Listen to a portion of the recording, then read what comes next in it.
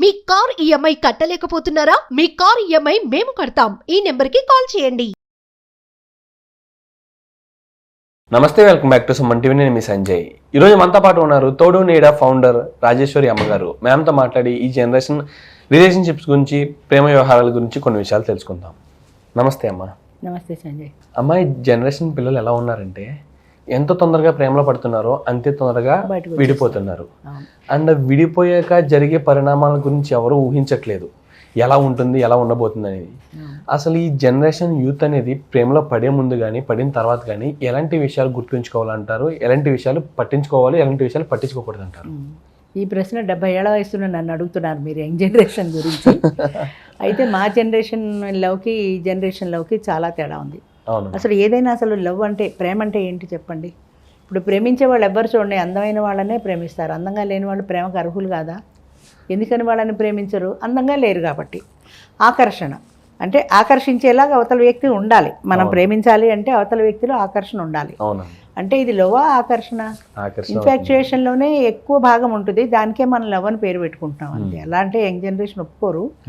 ప్రేమ త్యాగం కోరుతుంది అంటారు. నిజంగా కనుక మనం ఒక వ్యక్తిని ప్రేమిస్తే ఆ వ్యక్తి ఎలా ఉంటే సంతోషంగా ఉంటుంది, ఎలా ఉంటే సంతోషంగా ఉండాలి అని కోరుకుంటాం. అలా కోరుకున్నప్పుడు అవతల వ్యక్తి కోసం అని మనం ఎంత త్యాగానికైనా సిద్ధపడతాం. అది ప్రేమ అంటే. అలా ఉండాలి ప్రేమ అంటే. అట్లీస్ట్ ఇవాళ ప్రేమించుకుని రేపు విడిపోయి, లేదా ఇవాళ ప్రేమించుకుని ఇంకొకళ్ళని పెళ్లి చేసుకొని నన్ను క్షమించి చూసి అని మాట్లాడేస్తే ఇది ప్రేమ ఎలా అవుతుంది?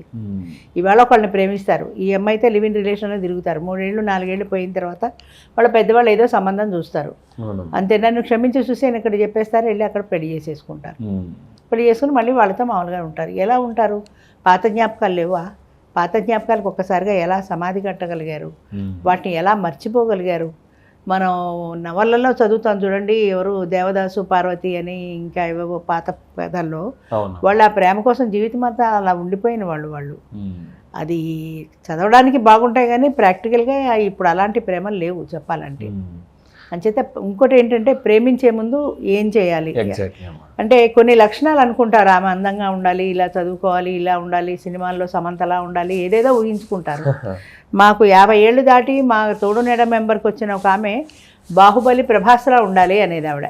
బాహుబలి ప్రభాస్ వయసు ఎంత, నీ వయసు ఎంత? నీకు 50 ఏళ్ళు.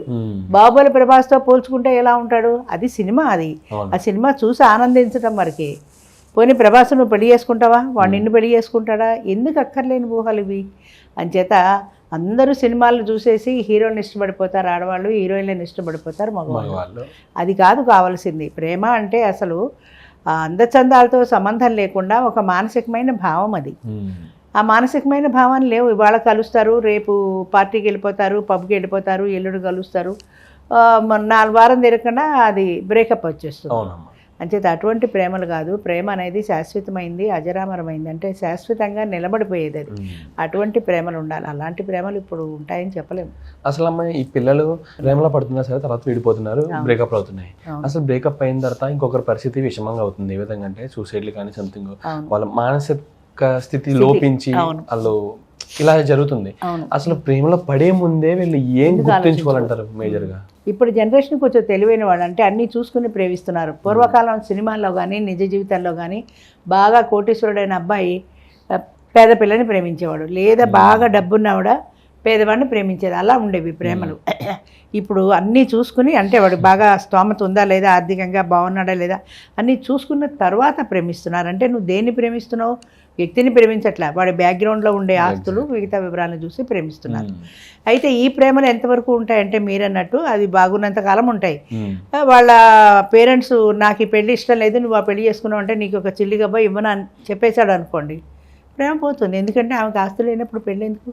ఈ అబ్బాయికి ఆస్తి లేనప్పుడు ఆమె పెళ్ళి ఏం చేసుకుంటుంది? అంచేత ఆస్తిని ప్రేమించావు కానీ మనిషిని ప్రేమించలేదు. అందుకని ప్రేమ అనేది ఉన్నప్పుడు కూలో నాలో చేసుకునైనా సరే మేము బతుకుతాము, మేము విడిగా ఉండము అన్న ధోరణి ఇప్పటి జనరేషన్లో కనిపించట్లా. ప్రేమ అనేది ఎలా ఉంటుందంటే అన్నీ బాగుంటే నేను ప్రేమిస్తాను అంటే. అమ్మ, ఇప్పుడు జనరేషన్ వాళ్ళంతా ప్రేమ అనుకున్నది ప్రేమ కాదంటారు అసలు? ఇన్ఫాక్చుయేషన్ అనుకుంటా నేను. ఆకర్షణ, కేవలం ఆకర్షణ. చాలా మందిలో ఉండేది ఆకర్షణే. ఆకర్షణకి లోనవుతున్నారు తప్ప నిజమైన ప్రేమ కాదని అనుకుంటా నేను. దీనికి సొల్యూషన్ ఏంటమ్మా? అప్పుడు సొల్యూషన్ ఏం లేదండి. ఇది ఒక ప్రవాహంలో ఉంటుంది. ఆ ప్రవాహంలో పడి కొట్టుకుపోతుంటారు జనం, అంతే. అలా కొట్టుకుపోవాల్సిందే. తేలగలిగిన వాడు తేలుతాడు, మునిగిపోయేవాడు మునిగిపోతాడు. అదే ప్రేమ నమ్ముకొని సూసైడ్ చేసుకునే వాళ్ళు ఉన్నారు ఎంతోమంది. ముఖ్యంగా ఈ జనరేషన్లో ప్రేమిస్తారు, ఆ పెళ్లి కాదంటే నేను సూసైడ్ చేసుకుంటానంటారు. జీవితంలో ప్రేమ అనేది ఒక భాగం, కానీ జీవితం అంతా ప్రేమే కాదు. జీవితంలో ప్రేమ అనేది కూడా of course it is only A part and parcel of our life. అది ప్రేమ అనేది ఒక భాగం. ఆ భాగంలో మనం సక్సెస్ అయితే అదృష్టం. సక్సెస్ అవనంత మాత్రాన మిగతా 300 జీవితాన్ని ఎందుకు వదులుకోవాలి?